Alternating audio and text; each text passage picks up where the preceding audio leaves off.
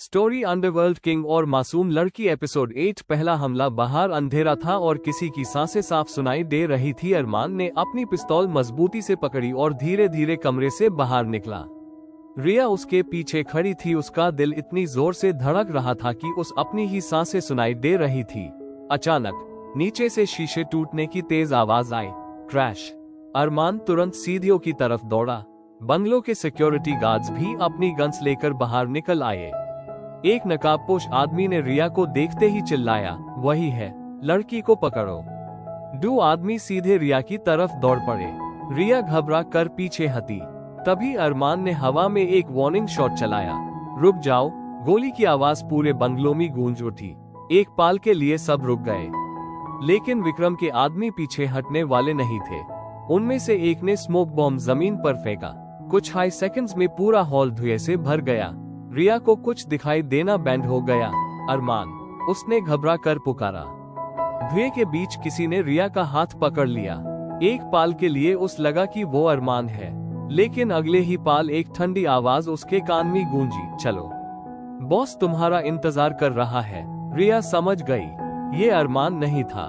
उसने पूरी ताकत से अपना हाथ छुड़ाया और जोर से चिल्लाई, अरमान बचाए। ये आवाज सुनते ही अरमान धुएं को चीरता हुआ उस तरफ दौड़ा। उसने एक आदमी को जोर से धक्का दिया, दूसरे आदमी को मुक्का मारकर नीचे गिरा दिया। रिया दौड़कर अरमान के पीछे आ खड़ी हुई।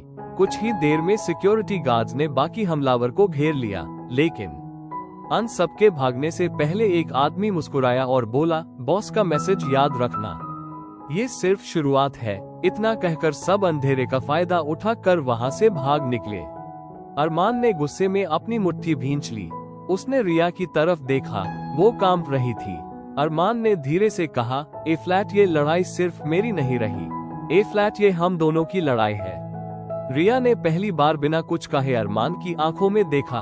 उससे महसूस हुआ कि चाहे कितना भी बड़ा खतरा क्यों ना हो, अरमान उस कभी अकेला नहीं छोड़ेगा। एपिसोड 9। भरोसे की शुरुआत। रिया ने पहली बार बिना कुछ कहे अरमान की आंखों में देखा।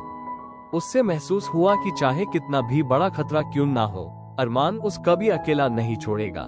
कुछ पाल तक दोनों एक दूसरे को देखते रहे। हॉल में टूटे हुए शीशे बिखरे पड़े थे।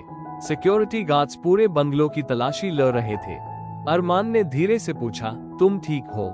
रिया ने हल्की सी मुस्कान के साथ सिर हिला दिया। हाँ, अगर आप वक्त पर नहीं आते तो शायद आज मैं जिंदा नहीं होती।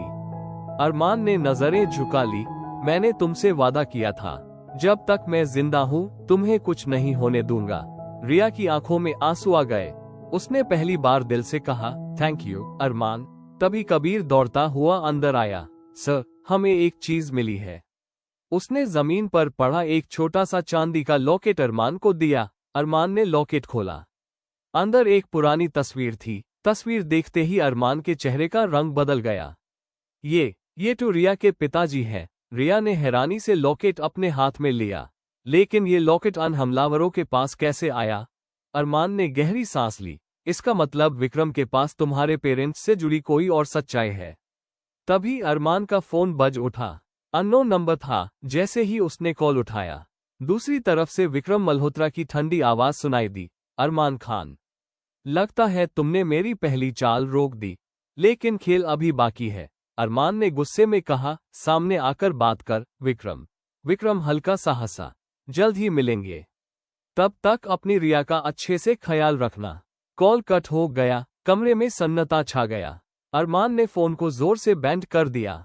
उसने रिया की तरफ देखा और कहा, ए फ्लैट, हम विक्रम का इंतजार नहीं करेंगे। कल सुबह से हम उसकी तलाश शुरू करेंगे। रिया ने हिम्मत के साथ सिर हिला दिया। उसके दिल में अब डर कम था और सच जानने की जिद ज्यादा। To be continued.